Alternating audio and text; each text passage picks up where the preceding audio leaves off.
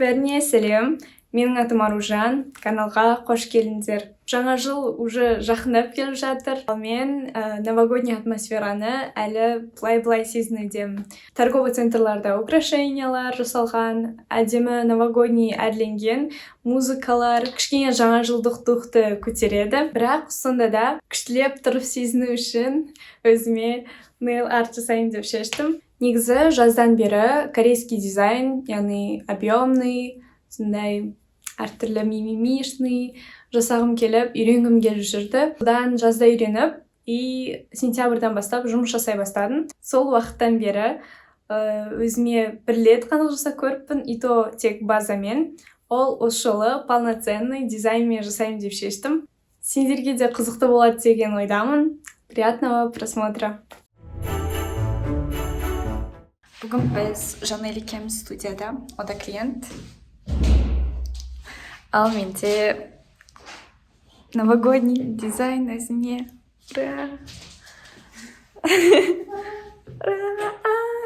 Құралдарға көшетін болсақ, ең басты керегі ол аппарат. Мендегі ол Strong 210, ұшы 120. Шеттерінде қосып өшіретін және айналымдарды өзгертетін батырмалары бар. Алдымен тырнақтың беткі қабатын шешу үшін қолданылатын құрал ол твердосплавная фреза. Жүгері тәріздес формада келеді, және де қызыл, көк жолақтарда қолданылады. Келесі кезекте ол пламя. Ол кутикуланы ашып, кусачкамен алуға дайындайтын этап. Өзіміз білетіндей, кусачка кутикуланы алуға арналған құрал. Тырнақтың шеткі терілерінің бетін тегістейтін құрал ол бор немесе шар. Осындай кіші угылда шарикпен өтемін, кейін пламямен, және де ең қаттысы ол фрезамен, яғни покрытияны шешу үшін. Бірақ бүгін мен оны қолдамаймын, себебі менде покрытия жоқ. Түсірілім барысында заказымыз келіп қалды. Мен решила перекусить, ал Жанель өзінің клиентіне маник жасауда.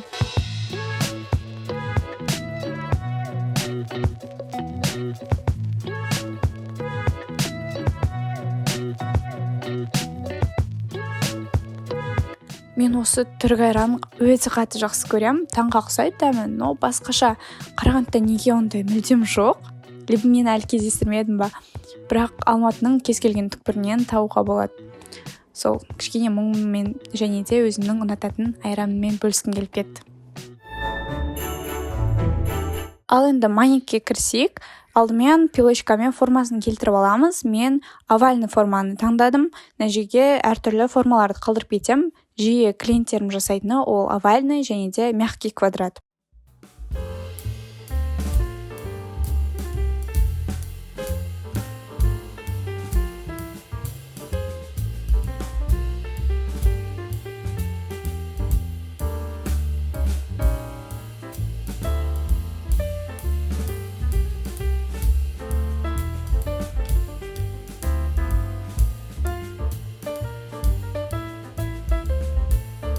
Ал енді ұзындықтарына келетін болсақ, оң қол мен сол қолдың саусақтарын біріктіріп қараймыз. Ортаңғы саусақ всегда басқаларынан ұзынырақ болады, және де сұқ саусақ пен аты жоқ саусақ практически бірдей, бірақ аты жоқ саусақ 0,5 мм-дай ұзынырақ болады. Және де шынашақ аты жоқ саусақтан кішірек болады әрқашан, ал бас бармақ сұқ саусақтан 0,5-1 мм-дай ұзынырақ болады. Оның барлығы, конечно, линейкамен жасап отырмайды. Просто көз мөлшерімен және де пилочкамен жасап отыруға болады. Ал енді қолға апельсиновый палочканы алып, тырнақ пластинасына параллельно жүргізіп, кутикуланы әрі қарай итереміз.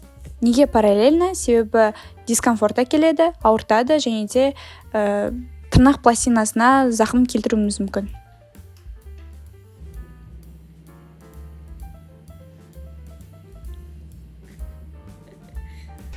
Сәлем. Пламямен жасамас бұрын бафпен үстінен өте шығу керек. Кутикуланы алмай тұрып жасаған дұрыс, чтобы потом не повредить. Кішкене ғана бетін жасаймыз, потому что үстіндегі слойды повреждать етіп қалмауымыз керек.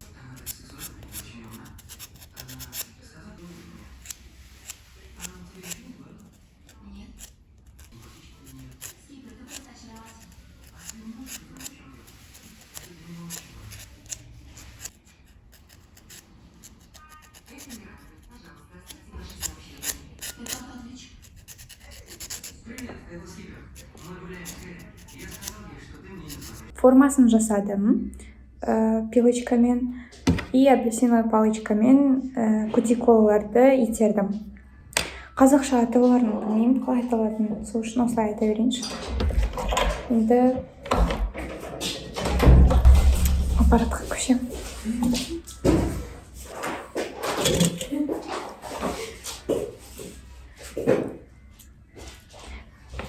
Пламяны кигізем и кутикуланы итеріп, одан сайын ашам.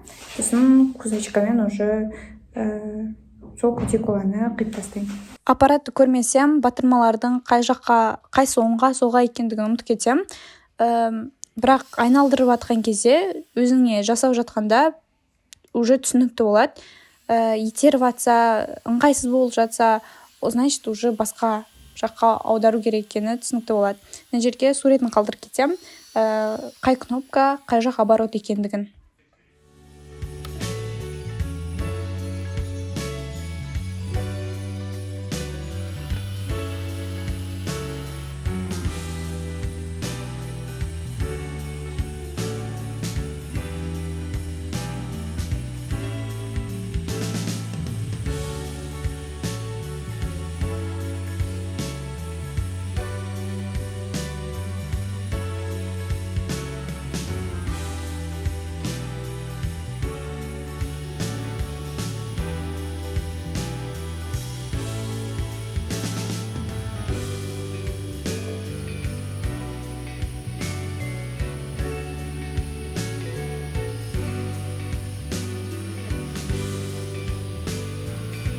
Ал кутикуланы жаңа үйреткендей бір сосисочка ретінде алып тастаймын, себебі бұл профессионализмді көрсетеді.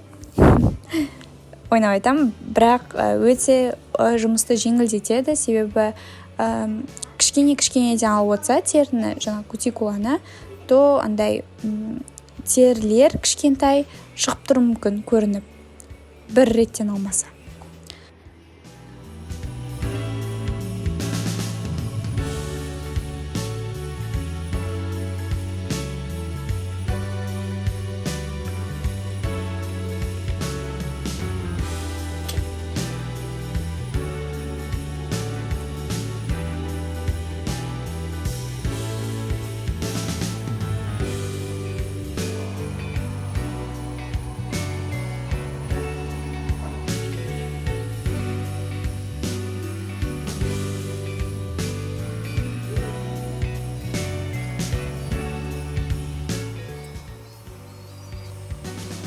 Шарикпен өттім, ура! Прям кайф алам. Бірінші этап біткен кезде прям майникті бітірдім деп, енді покрытияға көшеміз. Әрі қарай уже дизайн кетеді. Прям менің ұнайтын частым.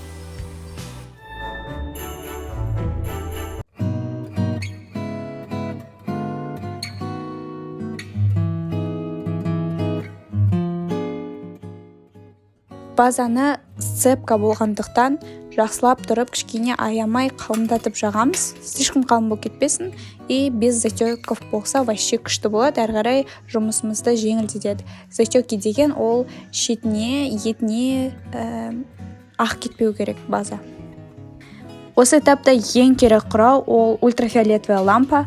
Қазақша қалай лампа болатынын білмеймін, комментарийға жазып жіберсеңдер. Мендегісі ол Sun 5 Plus 48 ваттағы қуатта. Тырнақ бетін күйдірмес үшін қуатын азайтуға болады, және де 10-30-60 секундтық таймерлері бар. Егер де тырнақ сыңғыш, жұқа болып келетін болса, үстіндегі база мен тырнақ бетін жақсы жабысу үшін арасы, және де ол гельдің ұзаққа ұсталынуын әрі қарай жоғарылатады, және де қаттырақ қылуға әрекет жасайды.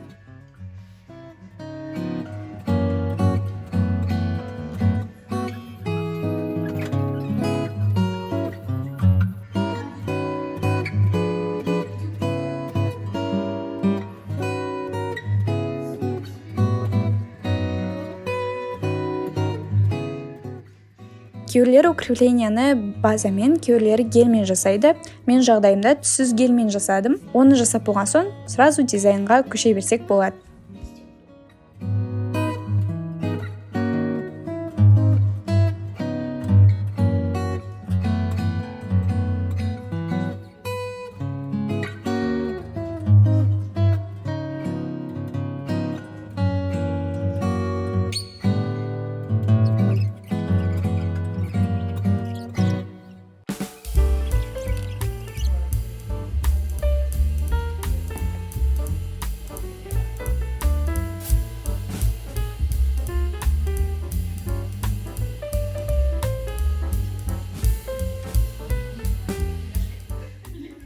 телефон қуаты аз болған соң дизайн жерін аз түсіріппін.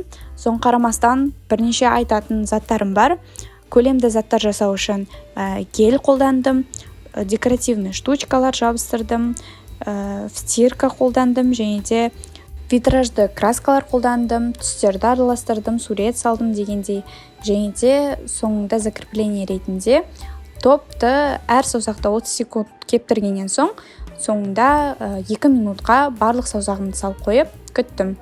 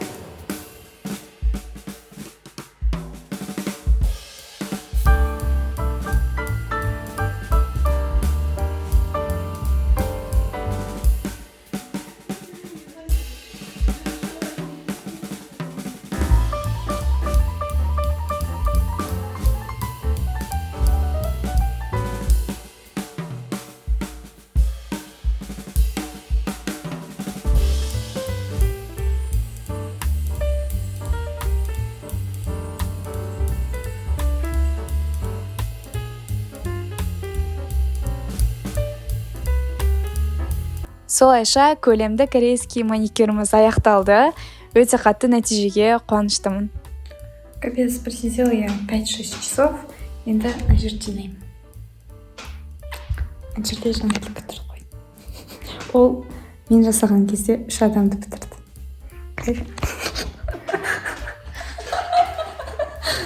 Да. Зато Jingle Bells, достар.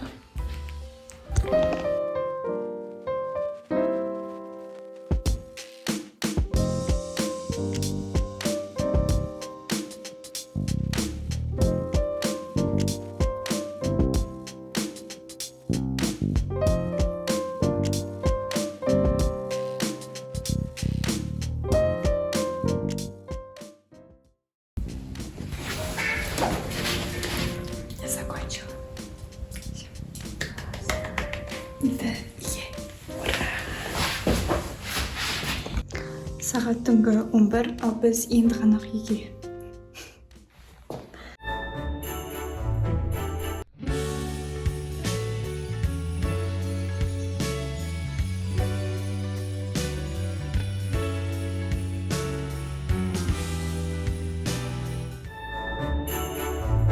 Бұл видео толық нұсқаулық деп айта алмаймын, себебі бұл тек менің опытым, менің жасауым. Бір кішкентай видеоға маникюрдің толық нұсқаулығын айтып үлгеру мүмкін емес, себебі өзінің нюанстары бар, инструменттері бар, қолдану әдістері. Сол үшін де өзіңе в домашних условиях және де бұл тақырыпты толық білмейтін болсаң, лучше үйде өзің жасамаған дұрыс. Осындай видеоларды көріп қана, все, мен нейл арт туралы білем, өзіме жасап көрем деген сияқты. Себебі бұның өзінің сырлары көп. Тырнақтың жанындағы терілерді повреждать етіп алу мүмкінсің. Тырнақ бетінде дерсальный слой бар, соны повреждать етіп алсаң, әртүрлі ауруларға ұшырауы мүмкін. Сол үшін де лучше абайлау керек. Қорытындылай келе, өзімнің опытым жайлы айтатын болсам, клиенттерге жасаған намного лучше, намного тезірек екен. Өзіме мен 5-6 сағат отырдым, бірақ маған бұл опыт ұнады. Өзіне ұнаған дизайнды жасай аласың. Негізі әлемді ұмытып кетем, егер бір затқа кіріп кетсем, бүкіл стразы, бүкіл лактарды бәрін жинап қойғам ғой. Еще отырым қандай дизайн жасаймын деп барлық Pinterest ақтарып, өзімнің идеяларымды и Pinterest'тағы идеяларды қосып, осындай тырнақ шықты. очень довольна. Сондай жаңа жылдық атмосфераны сыйлайтын және трендке металлик шыққан кезде мен жасамағам. Уже барлығы жалығып біткен кезде енді жасап жатырмын ғой деймін. Так сол, наконец-то гештальтымды жаптым. Еще послушайте. Объемный мантиктердің ұнайтыны осы. Плюс осылай ұстаған кезде антистресс. Видео қызықты болды деген ойдамын. Өздеріңе ұнаса лайк басып, комментарий жазуды ұмытып кетпеңдер. Комментарийға өздерің жаңа жылға қандай дизайн қалайтын едіңдер, соны жазып кетсеңдер. Что сурет қалдыруға болмайды. Маған өте қызық болады читать. Барлықтарыңа жаңа жылды қызықты өткізулеріңді тілеймін. Жақындарымен уютно, үлкен бақыт тілеймін барлықтарыңа. Жаңа жылдарың, жаңа табыстар, жаңа жақын, ашық достар, қызықты жағдайлар алып келе берсін. Барлықтарыңа сау.